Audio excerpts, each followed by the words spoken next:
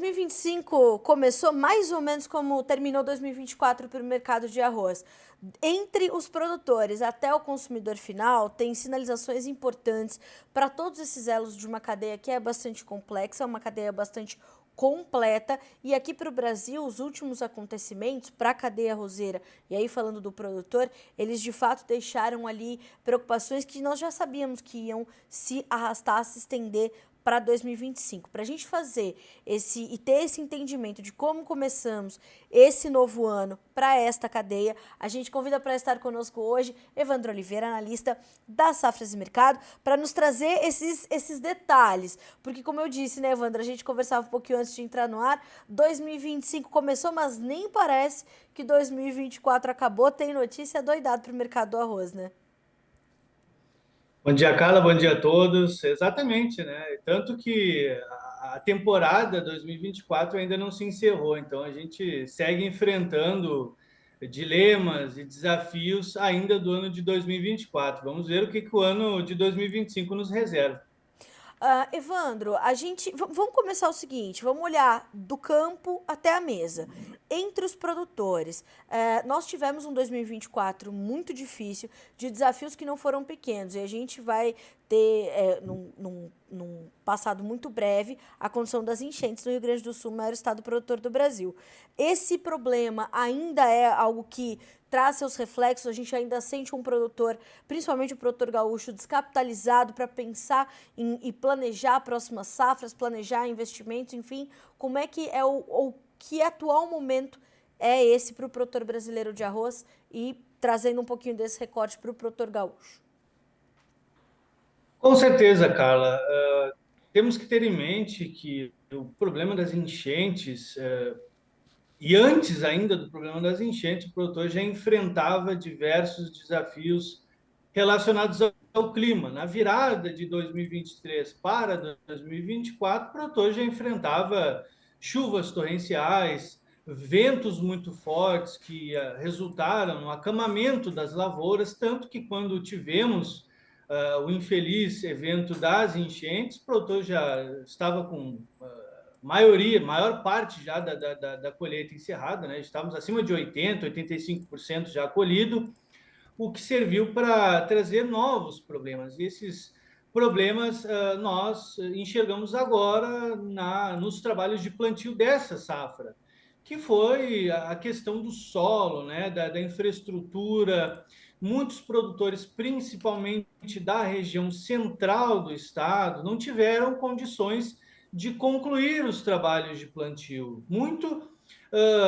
Tanto que isso gerou discussões acerca da real área plantada, né? A real área plantada pelo Rio Grande do Sul. Tivemos diversos ajustes nas estimativas de área e, ao que tudo indica, cerca entre 20 e 30 mil hectares do que foi estimado inicialmente não puderam ser concluídos, né? Tanto que Certo. esse número ficou mais para 920, 930. Então, os reflexos a gente ainda vê nesse momento, e acredito que também o fato do endividamento, né, da falta de soluções para auxiliar esses produtores, foi um problema gigantesco que a gente vem enfrentando até esse momento.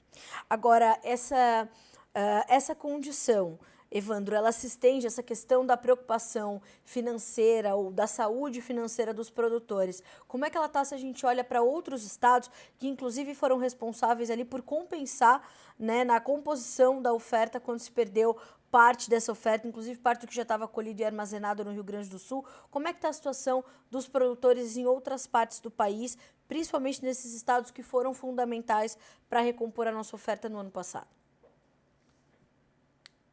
Se a gente for falar de recomposição de oferta, nós falamos primeiramente de Santa Catarina, o segundo maior estado produtor, um estado característico por excelentes produtividades, excelentes resultados nas lavouras, né? Mas que também sofreu impactos contundentes por conta do El Ninho da safra passada. Então, a produção e a produtividade do estado de Santa Catarina também foram severamente impactados, tanto que as médias de produtividade do estado de Santa Catarina fecharam abaixo de 8 mil quilos por hectare, para um estado que estava acostumado com produtividades acima de 8.500, 8.700, como algumas regiões até acima de 9 mil quilos por hectare. Então, um estado muito importante que também sofreu grandes impactos. Na sequência, temos o Tocantins, que é um estado que vem fazendo um trabalho excepcional para a cultura do arroz, com excelentes resultados, ampliação de áreas e muito mais produtores interessados pela cultura do arroz. Também sofreu com o clima, né? Pelo contrário, ao invés de chuvas, com falta delas, com estiagens severas por conta do El Niño, teve o seu impacto mais voltado para a qualidade do produto, tanto que nesse momento nós temos uma grande oferta de produto no norte e no nordeste, mas com um rendimento inferior ao padrão industrial, né? 58% de grãos inteiros. Nessas regiões nós temos até abaixo de 55 e até abaixo de 50, o que acabou impulsionando a comercialização de produtos tipo 2, ou sem tipo, ou composição de mix. Então, tivemos muito um crescimento desse tipo de produto e uma escassez do produto padrão ou até o produto de alta qualidade. Então, esses estados do norte, do nordeste, ou até da região centro-oeste, né, temos ali o Mato Grosso, que teve um grande aumento de área também, obviamente tiveram seu papel fundamental juntamente com o avanço das importações, né? Temos que lembrar que somente da Tailândia foram mais de 150 mil toneladas de arroz beneficiado, importados de um país que não é tradicional importarmos grandes quantidades. E como é que a indústria está observando esse momento da oferta, portanto? Evandro, a gente comentava um pouquinho antes de entrar no ar e a gente fazia essa linha do tempo. Então, o produtor está preocupado com algumas coisas, a indústria com outras coisas, o consumidor com outras. A oferta está posta dessa forma, com essas sinalizações das importações, né, desse quadro todo. Como é que a indústria está olhando para isso e se posicionando nesse cenário de oferta para construir a demanda?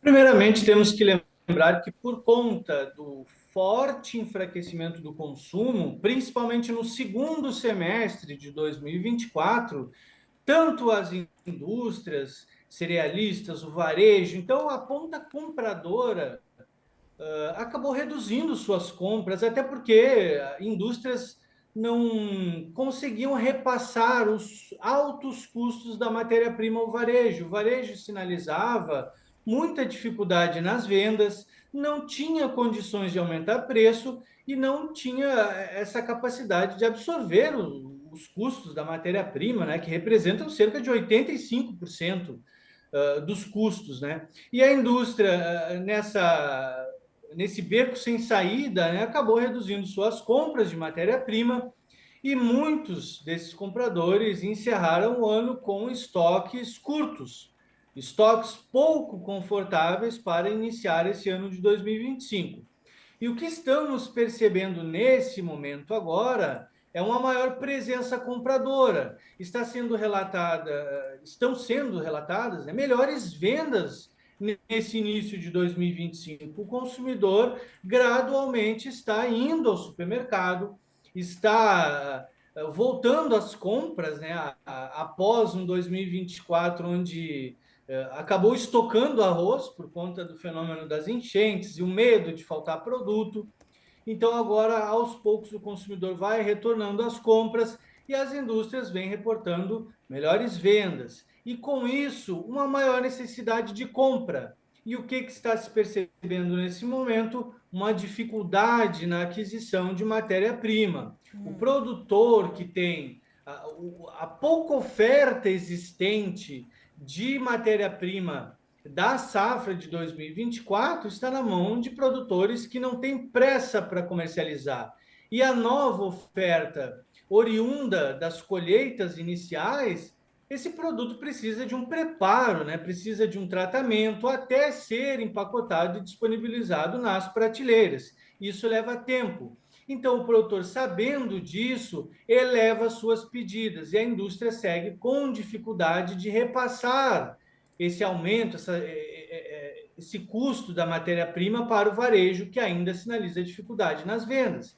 Então, a gente segue nessa queda de braço, compradores e vendedores disputando ali, né, tentando achar um caminho, enquanto não chega o grande volume de oferta da nova safra, que promete ser uma safra grande, né? Rio Grande do Sul, perto de 8 milhões de toneladas, e a nível Brasil, perto de 12 milhões de toneladas, né? Mas até a segunda quinzena de fevereiro, onde se promete o pico da colheita, tem muita água a rolar, tem muita coisa para acontecer, e até lá a gente segue nesse imbróglio, nessa queda de braço. Agora, Evandro, nessa queda de braço, como é que isso acaba travando de fato os negócios? Isso deixa o mercado quase que estabilizado, sem muita liquidez? Isso compromete a liquidez do mercado? Com certeza, o início desse ano foi um início de liquidez mínima para se falar. Agora, digamos que do final dessa última semana para cá, né? Então, nesse final de janeiro, vamos falar assim, né? Nesse final de janeiro que a gente percebe uma melhor movimentação, melhores vendas sendo relatadas. Então, aos poucos, o mercado vai ganhando tração. Mas o início do ano foi realmente muito fraco e por conta disso os preços não têm apresentado grandes oscilações, nem para cima nem para baixo. Uma certa lateralização. Se estimava, né, um piso, na verdade, né, um piso em torno de 80, 90 reais para o pico da safra. Alguns já projetam que talvez não cheguemos a tanto, né? Pode ser que nós venhamos a repetir o piso de 2024, que foi de aproximadamente R$ 95 por saca. Mas a gente tem que lembrar que nesse momento, na depressão central do estado gaúcho, temos indicações de 94,50. Fronteira Oeste temos indicações de 95 até 102, dependendo da região, e nas planícies temos indicações até 105. Então o mercado tem diversas indicações de preço fora do Rio Grande do Sul, fora do sul do país, né? Temos indicações aí 120, 125. Então temos todo tipo de indicação, mas com o que vem acontecendo nessa última semana, já não se aposta muito em grandes oscilações de preço até a entrada da safra, o pico da colheita da safra gaúcha. Nisso, como é que fica o consumidor na sua análise, ou se a gente consegue entender como é que essa situação vai. A gente vai conseguir fazer essa análise, Evandro? Ele vai paulatinamente voltar a uma demanda regular, ou ele vai ter ainda uma sinalização? Porque ele está olhando e ele está vendo os preços como estão se comportando. Qual é a sua análise para o consumidor final diante do que se observa do campo até a indústria? Perfeito. As informações que temos nesse momento são de um pico de colheita a partir da segunda quinzena do mês de fevereiro. Vamos projetar o mês de março, né? Então, temos uma oferta considerável a partir de março. Como falado anteriormente, esse produto recém-colhido precisa de um preparo. Então, ele vai chegar às indústrias, vai ter um tempo até que seja empacotado e distribuído para o varejo. Então, isso leva um tempo. E considerando essa transmissão de preços ao longo da cadeia produtiva, né, tendo em vista esse tempo de preparo, distribuição e tudo mais, acredita-se que a partir de abril o consumidor ele possa perceber um maior alívio nas gôndolas, o que naturalmente contribuiria para uma recuperação do consumo. Juntamente com essa transmissão de preços, um maior alívio a partir do mês de abril, nós também temos, vamos dizer assim, o rival do arroz, que são os derivados do trigo. E o trigo, nesse momento, apresenta indicações, uma projeção, né, um viés altista. Os preços do trigo estão em uma tendência de alta, temos uma escassez de trigo nesse momento, principalmente o trigo de boa qualidade, o trigo panificável, o trigo disponibilizado para as indústrias, né, que viram os derivados que o consumidor tem no supermercado, né, que rivalizam com o arroz. Então, a tendência é de um encarecimento desses subprodutos do trigo, o que seria mais um elemento que pode beneficiar as vendas do arroz.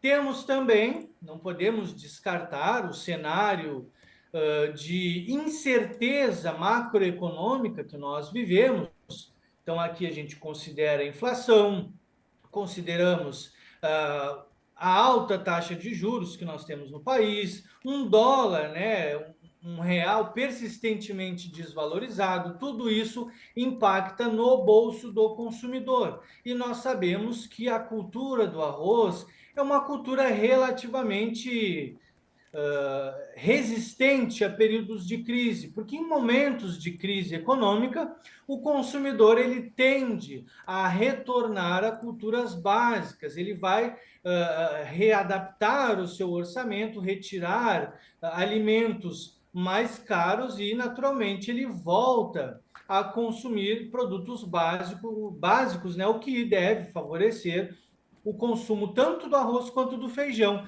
Então, já são três elementos que podem contribuir para uma recuperação do consumo do arroz. Como quarto elemento, eu poderia salientar um forte trabalho de toda a cadeia produtiva na promoção da cultura do arroz. Isso é o que nós enxergamos que é um trabalho que todos nós que trabalhamos na cadeia produtiva do arroz podemos fazer, né? Um trabalho de promoção da importância do arroz, dos derivados do arroz, de toda a cadeia produtiva do arroz, não só em questão de consumo, mas também na questão mais que social, a questão econômica, né? O beneficiamento regional, economicamente falando, e tudo isso vem sendo feito tanto pelas entidades da cadeia produtiva, como a Federarroz, sindicatos, quanto pelas indústrias e marcas, né? A gente entra nas redes sociais, nós percebemos um trabalho de excelência feito nesse sentido da promoção da cultura do arroz, no intuito de uma recuperação do consumo. E acredito que esse seja um elemento que venha a somar nessa recuperação nesse ano de 2025. Bom, tomara. Agora, Evandro, como o nosso tempo está quase terminando, mas eu quero te fazer essa pergunta, porque eu poderia falar mais tempo aqui contigo sobre todos esses fatores. Eu queria entender de ti como é que você está vendo a posse de Donald Trump no mercado do arroz. Né? Eu queria entender se o mercado do arroz americano pode sentir algum impacto com o novo presidente, quais são suas expectativas, se alguma relação comercial dos Estados Unidos para algum setor específico pode afetar também esse setor, qual é a tua perspectiva, qual a tua análise até esse momento? É uma pergunta bastante polêmica, né? Então, nós temos diversas camadas nessa situação, né? Mas agora que nós temos as primeiras falas, os primeiros decretos assinados, a gente já consegue ter um cenário mais concreto do que nos reserva essa posse de Donald Trump. A gente consegue ver que o produtor norte-americano deve ter pela frente governo mais protecionista, assim falando do agronegócio norte-americano, né? Isso pode dificultar um pouco a vida do produtor, principalmente do exportador brasileiro, né? Então, um produtor norte-americano com maior acesso a crédito, com diversos benefícios, né? Financeiros, fiscais, sejam diversos benefícios aí por parte do governo. Então, esse produtor ele deve encontrar aí um governo mais protecionista, medidas mais protecionistas, o que deve beneficiar o produtor de arroz norte-americano, né? Então, nossa janela de exportação já é curta e temos até setembro para conseguir bons resultados de exportação. A partir de setembro entra a safra norte-americana e é natural, né, que nós percamos um espaço, né, nesse mercado internacional e com um governo norte-americano mais protecionista, isso pode dificultar um pouco a vida do exportador brasileiro. E junto com isso, a gente vê também algumas escaramuças entre o governo brasileiro e o governo norte-americano. Não se descartam sanções contra o Brasil, né? Então, uma das falas de Donald Trump foi em relação a essa animosidade, né, entre os dois países, e que o Donald Trump deixa claro que o Brasil precisa mais dos Estados Unidos do que os Estados Unidos do Brasil. E não está errado nessa questão, né? Então, qualquer sanção contra o Brasil pode dificultar ainda mais a vida do produtor e também do exportador brasileiro. Lembrando que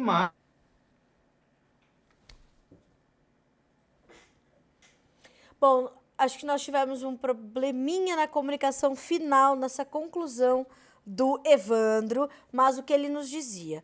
Temos aí algumas... Ah, Evandro, está de volta conosco? Você travou um pouquinho, você estava concluindo o seu raciocínio, por favor, fique à vontade.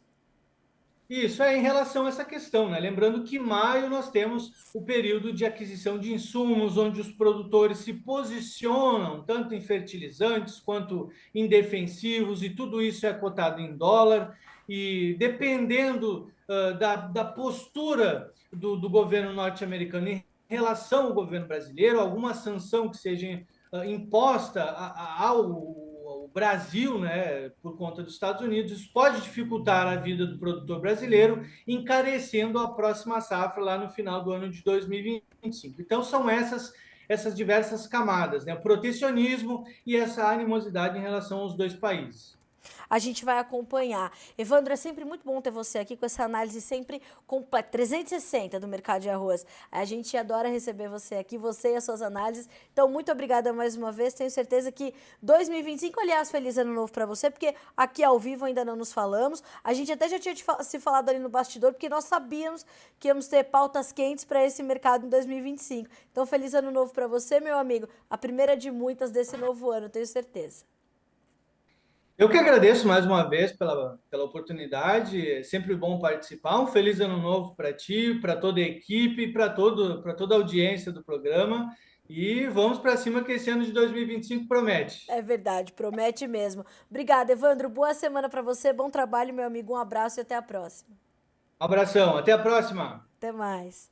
Bom, senhoras e senhores, Evandro Oliveira, analista da Safras e Mercado, nos fazendo esse overview do mercado de arroz. Todos os setores estão em alerta, o produtor, a indústria e o consumidor final. Então, todos vão precisar se alinhar e terminar com essa queda de braço que está limitando a liquidez e, portanto, os novos negócios aqui no Brasil. Estamos acompanhando, estamos de olho. A gente vai concluindo por aqui. Esse boletim é a primeira edição da nossa TV Notícias Agrícolas, aqui no nosso noticiasagricolas.com.br e também pelo nosso canal no YouTube. Então compartilhe essa transmissão para que mais pessoas possam ser impactadas pelas nossas informações ao longo do dia. Começa tudo às 8 horas da manhã com o Bom Dia Agronegócio e vamos até uns minutinhos antes do João Batista Olive chegar com o Tempo e Dinheiro. A gente se vê já já. Notícias Agrícolas, informação agro relevante e conectada.